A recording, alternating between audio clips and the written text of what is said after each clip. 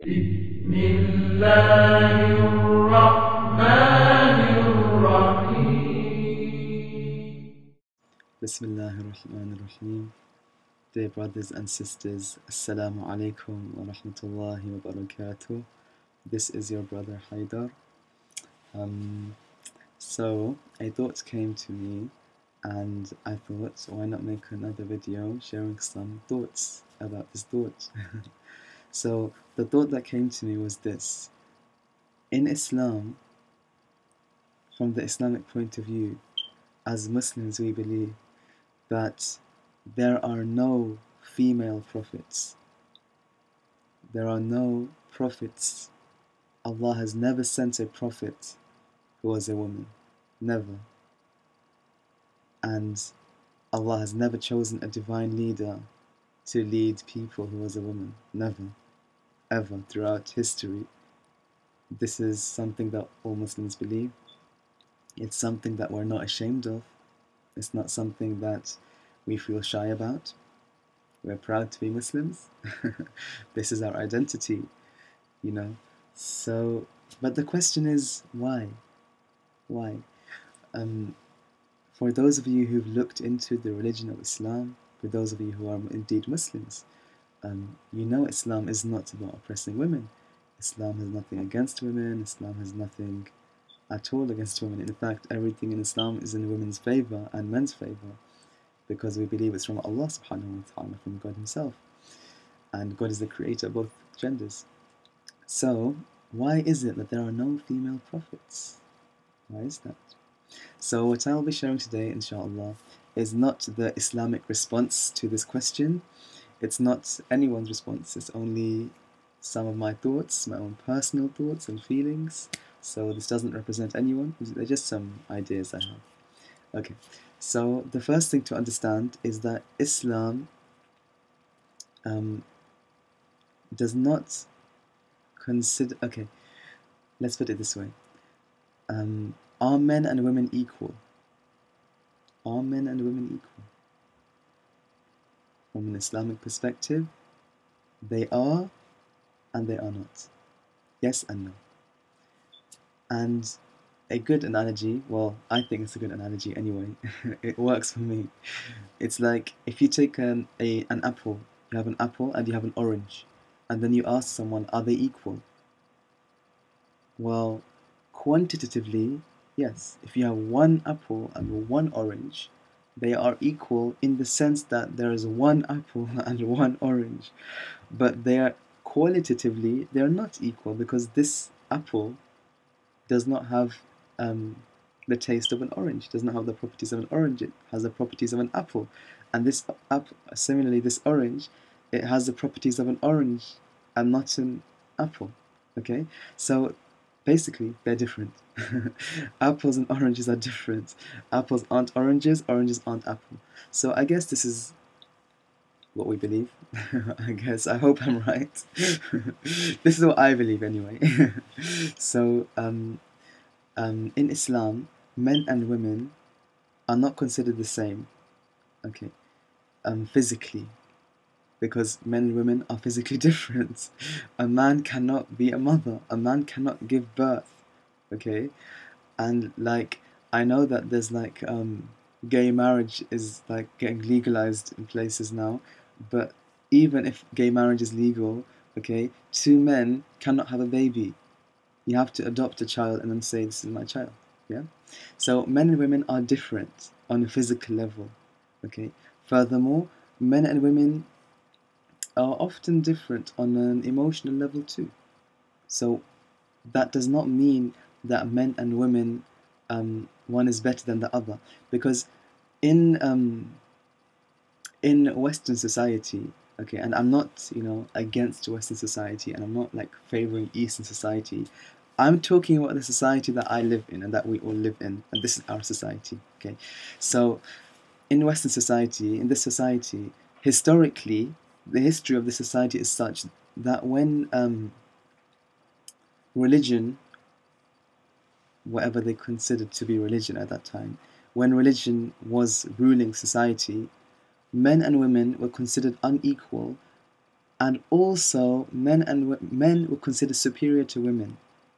Okay, so because men were always considered superior, when this like revolution of thought took place, and these ideas of equality came about, and women wanted equal rights, they wanted to be equal to men.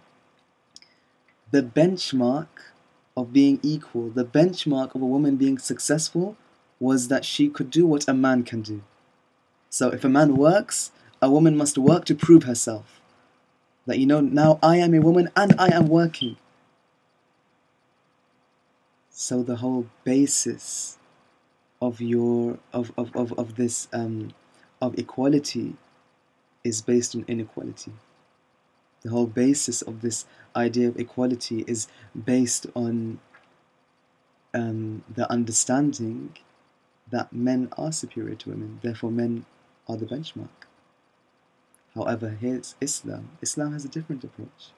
You see, let's not talk about the background of when the Holy Prophet Muhammad, peace be upon him and his family, the society he came into and how women were treated. It would take ages and ages to go through it. Girls were buried alive, women were sold as property. A son inherited all the wives of his father, apart from his own birth mother.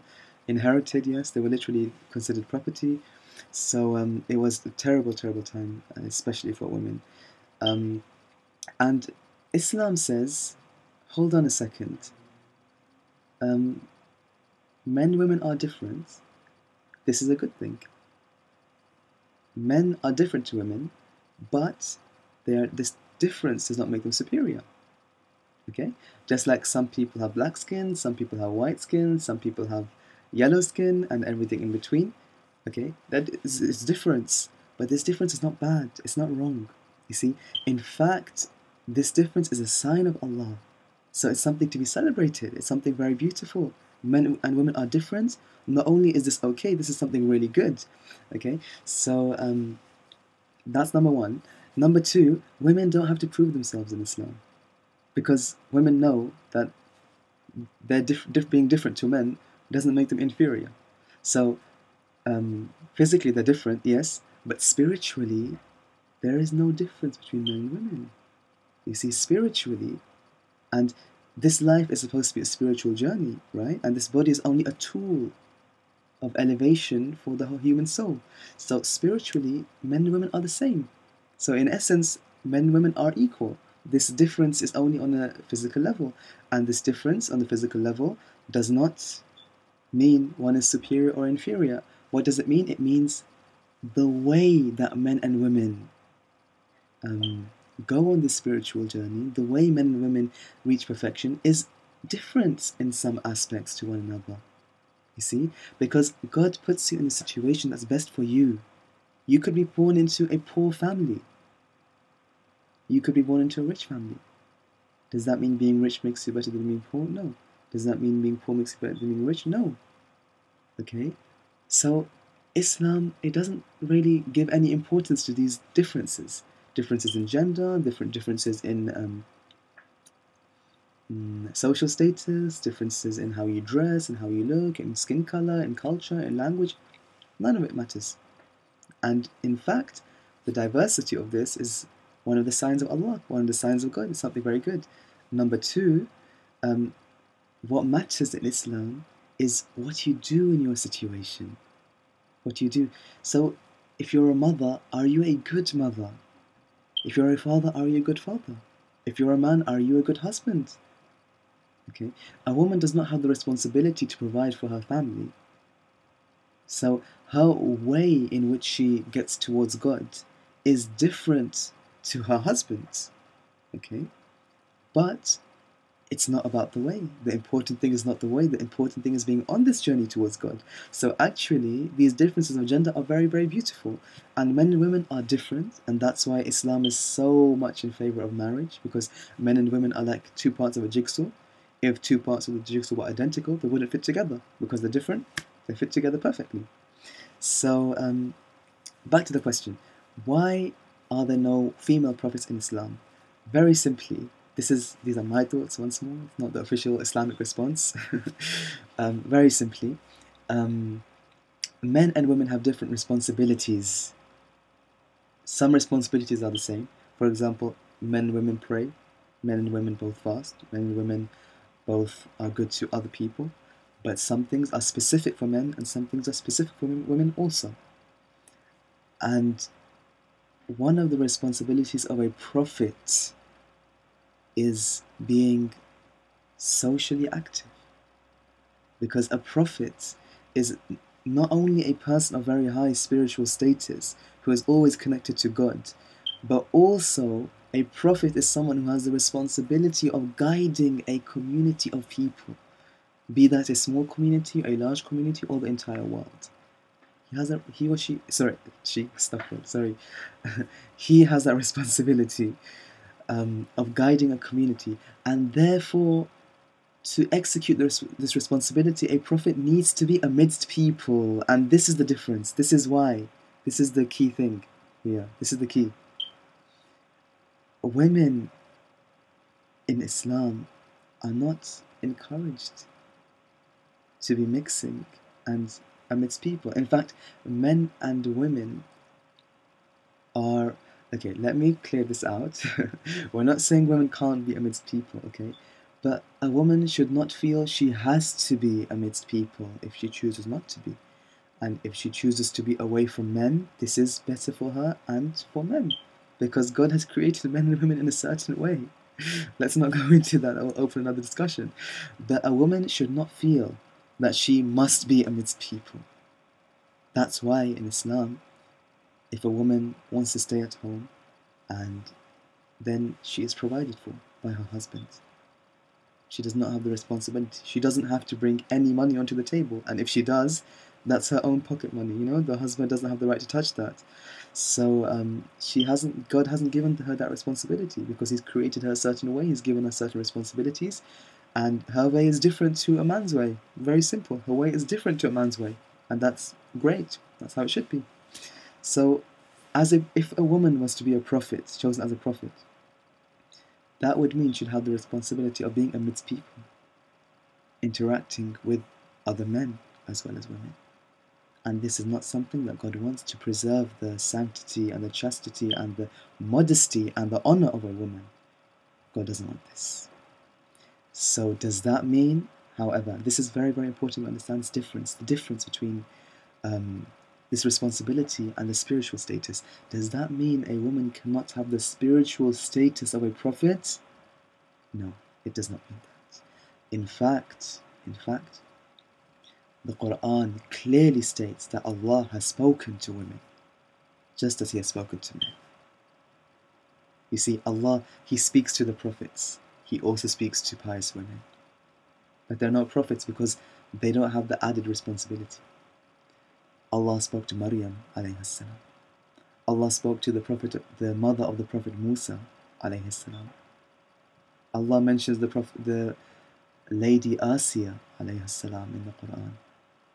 Then there's the lady Khadija alayhi salam. There's the lady Fatima alayhi salam. These are women the angel spoke to and Allah spoke to. So these women, their status isn't necessarily less than a prophet.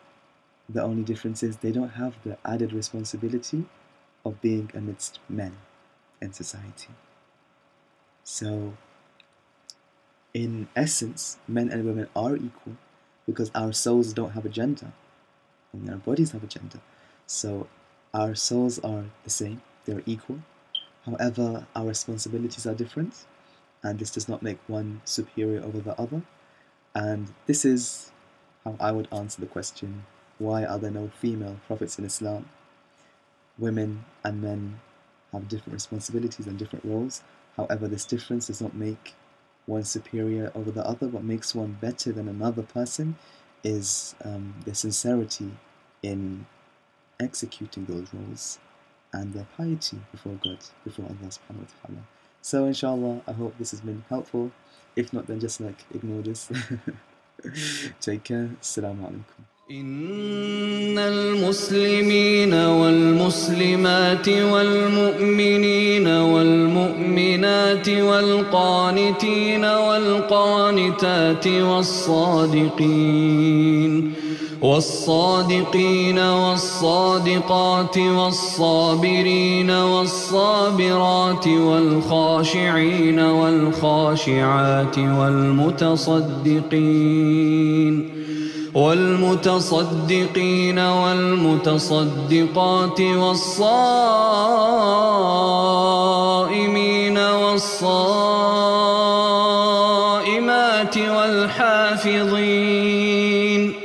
والحافظين فروجهم والحافظات والذاكرين الله كثيرا والذاكرات أعد الله لهم مغفرة وأجرا عظيما.